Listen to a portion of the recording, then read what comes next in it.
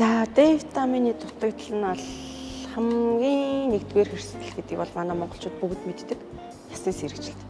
За, D витамины цуснд дутаад ирэхээр яах вэ гэхээр D витамин ч өөрөө кальцийг эзнээс шимэгдүүлэх, кальц фосфорыг шимэгдүүлэхэд оролцдог. Хүнснээс бид нар кальцтай хүнс хэрэглээ сүүмүү гал өндөг идэл за тэгэл нөгөө чиз мисээ идэл бид нар кальцтай хүнс хэрэглэлээ гэж бодоход D витамин байж ивэл тэрийг нарийн эзнээс шимэгдүүлэхэд оролцдог байхгүй. Гэтэл цуснд D витамин бага байхаар чинь шимэгдүүлж чадах болчихно гэсэн. За, шимэгдүүлж чадхаа болчлоо. Тэгвэл цуснд кальц багасаад ирэхээр физиологийнхоо тогтолцоогоор хаана кальц байна гэд хайгаад эхэлдэг байхгүй хүн өөрөө. Хүний бие өөрөө. Тэнгүүд хаана кальц байдгийг ясанд байж байгаа. Тэнгүүд ясанд байгаа кальцаа татаад эхэлдэг байхгүй цус руугаа. Тэгэхээр цуснд байгаа кальцийн хэмжээ хэвэн гараад байгаа. Тэгээд яах вэ гэхээр ясны сэргэжилт үүснэ. Том хүнд болохоор ясны сэргэжилт үүсдэг. Хүүхдэд болохоор рахит үүсдэг тийм. За, тийм ястай хүн яах вэ? Амархан хугарамтгай байдаг тийм. Тэгээд ялангуяа одоо нэг 2-оос дээш насны 3 настай хүүхдүүд бидрийг жоохон байхад ээж аавд бидрийг хөл өвддөг байсан баг. Та нар ихэнх нь тэр хөл өвдлөхөр ээж аавд өндөр болох гэж байгаа гэдэг тийм. Тэр чинь цуснд D витамин дутагдахаар кальц байхгүй болчлоо. Кальц хаана байна? Ясанд байна. Яснаас нь кальцийг авъя гэд тэр ясанд байгаа кальцийг нь аваад ирэхээр тэр хүүхдийг хөл өвддөг байхгүй. Яг нэг утгаар өндөр болох гэж байгаа нь үнэн л баг л та. Гэтэл яг үнэндээ тэр тухайн моментэд хүүхдэд яадаг вэ гэхээр D витамин дутагдж ирж ирсэн үе байгаа байхгүй. Тэгээд тэр D витамины нөхөд өгчгөр аяанда хүүхэд ингээд хөл нь өвдөхө болчдөг байхгүй. Ер нь бол нэг 98-аас 99% нь тэр хөл өвдөлтийн шалтгаан тийм байдаг. Тэгэхээр үнэхээр одоо тийм одоо юу гэдэг ээж миний хөл өвдөд байна, жоохон алхахаар өвдөд байна, булчин ингээд чангараад байна ээж ааваа тий миний хөлийг бариад өгөөч гэд унтахтаа тэгдэг одоо хүүхэдтэй ээж аав байх юм бол гараад цуснд D витамин үзүүлчих. Үнэхээр одоо тий 30-аас дээш хэдэн хүүхэд вэ? 10 хүүхэд. Одоо 92% дутагдaltaй гэхээр 10 хүүхэд тутмын 9 нь дутагдaltaй гарна гэсэн үг байгаа. Тэгээд хүүхдийнхаа ясны сэргэжилтийг үүсгээд тэгээд за жоохон ингээд өсвөр наснд очиод ирэхээр хүүхдүүд сакс макс тоглож байгаа хөл гараа хуглах тохиолдлууд айгүй байдаг. Тэгэж багаасаа ясны сэргэжилт нөртүүлж хүүхдээ явуулж өстой жоохон ингээд хальт ингээд сакс тоглож байгаа хальт ингээд гიშгэр хөл нь уурчдаг. Ийм тохиолдолд айгүй байдаг байхгүй. Тэгэхээр D витамины ядаж нэг цусндаа 60-аас 70 дээр барьчиж гэж хэлмээр байна. За, тэгсэн тохиолдолд 60-аас 70 дээр барьсан тохиолдолд та өөрийгөө 200 гаруй төрлийн өвчнөөс хамгаалж хүнд өвчнүүд шүү. Бас хөнгөн өвчин бол биш. Хүнд өвчнүүдээс хамгаалж чадчихээн. За, дээрэс нь одоо эмэгтэйчүүд байх юм бол цэвэршилтийн дараа яадаг үлээ. Хөхний хорт авдраар тусах эрсдэл маш өндөр байдаг байхгүй. Би сүүлд нэг судалгаа хийжсэн ингэж гарсан юмсан. Цуснд нь D витамин 50-аас бага яваад ах юм бол эмэгтэйчүүд 45-аас хойш насндаа 2 хүн тутмынх нь нэг нь хөхний хорт авдраар тусах эрсдэлтэй маа гэсэн бүр айгүй том судалгаа гарсан байсан байхгүй. Тэгэл би бодож исэн юм. Яа, цэвэршилтийн дараа ирж байгаа эмэгтэйчүүдийнхаа D витаминыг нь ядаж 60-аас 70 дээр барьчих юм бол 2 хүн ирэхэд нэг нь тусах магадaltaй гэсэн үг. Амар өндөр хувь байхгүй өдр чинь.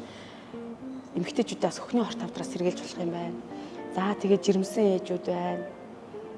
За, тэгэл яриулах юм байл. Гэхдээ одоо ингээл сүүлийн судалгаанууд ингээл аягүй хуншаал сууж байхад аутизмтай хүүхдтэй болох магадaltaй. За, дархлаа султай хүүхдтэй болох магадaltaй. За, хашилтай хүүхдтэй болох магадaltaй. Диатистай хүүхдтэй болох магадaltaй гэл те.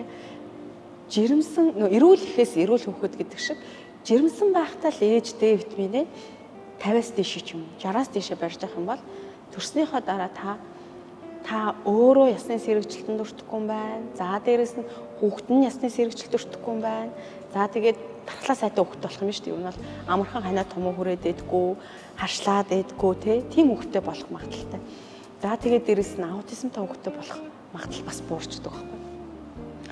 Энд чи ерөөсөө айгүй энгийн амархан юм байхгүй D витамин ууна гэдэг чинь.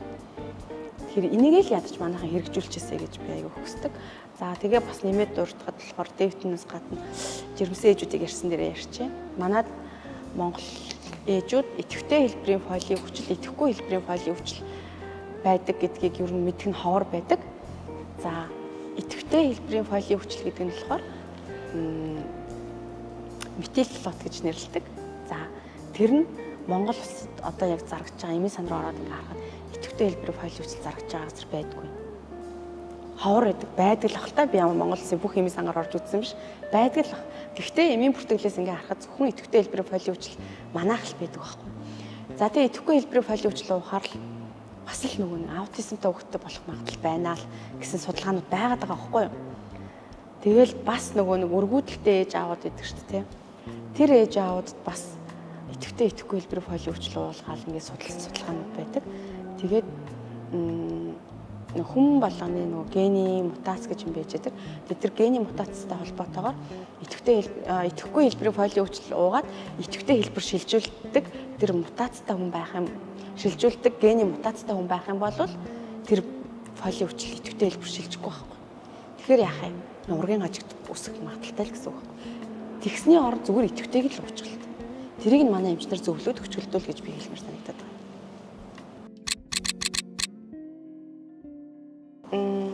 Ер нь бол жирэмслэхээр төлөвлөж байгаа бол урьдчилаад аав ээж хоёр фолийн хүчил уучих нь тийм. Тэгээд жирэмслэснийхаа дараа 3 сар бол ээж тасралтгүй фолийн хүчил явна. Яагаад гэх юм бол тархи нуруу нугасны гажигаас сэргийлж байгаа гэсэн үг тийм. За тэгээд араас нь D витамин авах нь. За тэгээд 5 сар хүрээд ирэхээр яадаг вэ гэхээр ээжүүд цус багталт үүсч эхэлдэг. За цус багталт байх юм бол төмрийн бэлтгэл рүү. За төмрийн бэлтгэл гээд ингээд ярихаар манад нэг юм асуудал байдаг. Жирэмсэн ээжүүд мань хөөрхөн амьд төмрийн бэлтгэл рүүгээ л өтгөн хатаад байдаг. Өтгөн хаталт гэдэг чинь амар хүнийг одоо хордлогонд оруулж идэг. Эргээд ээжийг ядраах юм болдог байхгүй. Тэгэхээр шингэн төмрийн бэлтгэл гэдэг байхгүй. Өтгөн хатаадаггүй. Тэр шингээл сайтай юм төмрийн бэлтгэл байдаг. Тэрийг уучрах өтгөн хатдаггүй ийм онцлог байдаг. За дараа нь болохоор омега 3 заавал уух хэрэгтэй. Солонгос эмчрэлт гэж та ухаантай хөвгтэй болохыг хүсвэл омега уугаарай. Тэгээ уухтаа манайхан одоо би бүр ингээд нэг витамин эмийн санд ороод ингээд витаминуудыг харахаар нүд хорсоод идэг байхгүй юу. Тэгээ нэг ингээд мэдхгүй л агахтал гэж бодхоос уур үрээд идэв. RTG гэсэн тэмдэглэгээд омега 3 ерөөс байхгүй амар сонио. Тэр RTG гэдэг нь юу гэсэн үг юм гэхээр муу өөх тусын ялгаа тавцсан байсан гэсэн үг байхгүй. Цэвэршүүлсэн омега 3. Өөрөөр хэлбэл одоо загсны одоо ингээл загснаас ингээд тос гаргаж авлаа. Тэр нь муу сайн 2 тос гарлаа. Мууг нь хайчлаа. Зөвхөн цэвэрхэн тос нь л энд байна гэсэн үг байхгүй. RTG гэдэг нь тэр цэвэрхэн тостой омега 3-ыг л оруулаад ирчихэд оруулж ирэл хүнд уулж л та. Тэгэхгүй бол яадгийг тийм муу омега 3 уусан хүмүүс чинь таргалаад байна. Омега уухаар таргалдаг гэж айгүйх ярьдаг байхгүй. Аргагүй шүү дээ. Бага муу өөх тостой ихэнх тэр муу өөх тос байдаг байхгүй. Тэр ихэнх нь тийм муу өөх тостой нэг жоохон хэрэгтэй өөх тостой омега 3 олоо уучиж байгаа. Тэгэхээр чи аргагүй шүү дээ. Таргалах нь зөв байхгүй. Тэрний оронд тэр RTG гэдэг тэмдэглэгээтэй л омега 3-ыг уултаа манайхан. Тийм омега 3 уух хэрэгтэй. Жирэмсэн ээжүүд. Тэгэх юм бол ургийн тархины хөгжилд маш сайнаар нөлөөлдөг. Тэгээд цусны эргэлтийг ээжийн бас цусны эргэлтийг маш сайжруулдаг. Тэгээд ер нь ухаантай хөвгтэй болъё гэж бодвол RTG омега 3 уух нэ.